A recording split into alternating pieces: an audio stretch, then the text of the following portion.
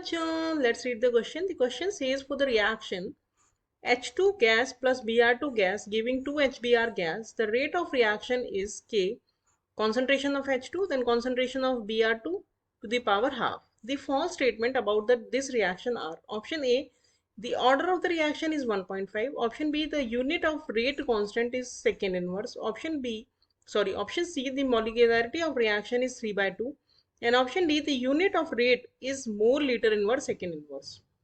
So before starting the complete solution, let us check the key concept of the question. The key concept of this question is, first is molecularity. Molecularity क्या होती है? Molecularity होती है the number of the reacting species taking part in a chemical reaction to give the products. यानी कि जितने reactants हैं जो कि आपस में collide कर रहे हैं to give the products, उसको हम बोलते हैं molecularity of the reaction. और ऑर्डर ऑफ रिएक्शन क्या होती है? ऑर्डर ऑफ रिएक्शन जो होता है वो एक एक्सपेरिमेंटल क्वांटिटी होती है and it is the sum of powers of concentration terms in rate law expression. तो ये जो है वो रेट लॉ एक्सप्रेशन को देख के हम बता सकते हैं रेट लॉ एक्सप्रेशन में जितनी भी कॉन्सेंट्रेशन टर्म है उन सब की पावर्स का अगर हम सम कर दें तो उसे हम बोलेंगे ऑर्डर ऑफ द रिएक्शन. और सपोज हमारा रेट लॉ है रेट इज इक्वल्स टू के ए टू दी पावर एक्स. तो यहाँ पे x जो है वो हमारा ऑर्डर ऑफ द रिएक्शन हो जाएगा और इससे हम रेट कांस्टेंट का यूनिट निकाल सकते हैं क्योंकि रेट कांस्टेंट हो जाएगा rate divided by A to the power x. अब अगर हम इस क्वेश्चन का कंप्लीट सॉल्यूशन देखें तो सबसे पहले हमें दिया है क्वेश्चन में रेट लॉ एक्सप्रेशन दिया है कि रेट इज इक्वल्स टू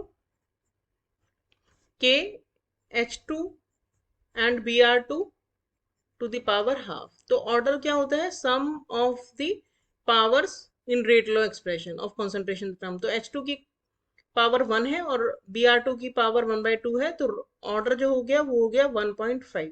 और मॉलिक्यूलैरिटी जो है वो हो गई इस इक्वेशन की रिएक्शन की. हमें इक्वेशन से हम मॉलिक्यूलैरिटी निकाल सकते हैं. इक्वेशन हमें क्या दी है? H2 gas plus Br2 gas is giving 2 HBr. यानी कि एक मॉलिक्यूल H2 का रिएक्ट कर रहा है और एक मॉलिक्यूल Br2 का रिएक्ट कर रहा है तो मॉलिक्यूलैरिटी हो गई 2.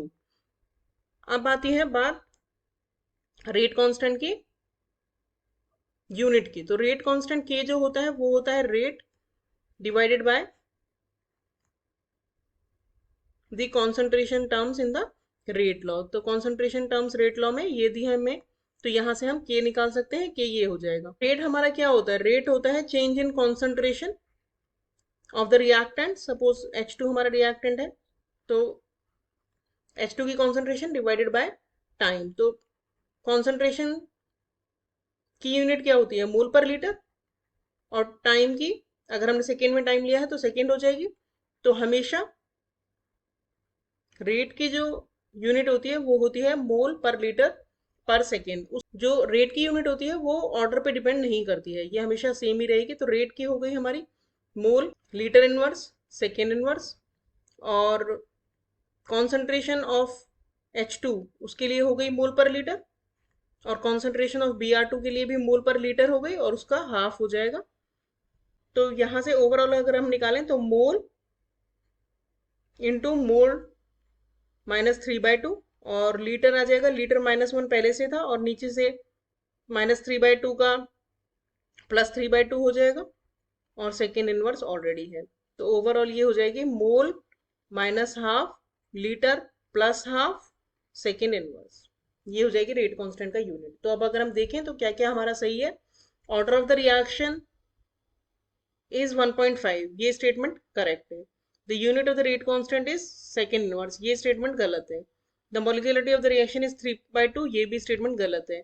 और unit of rate is mole litre inverse second inverse, ये स्टेटमेंट करेक्ट है. हमसे क्वेश्चन में पूछा है फॉल्स स्टेटमेंट तो हमारे करेक्ट ऑप्शंस हो गए option B and option C. Hope you understood the solution well. Thank you.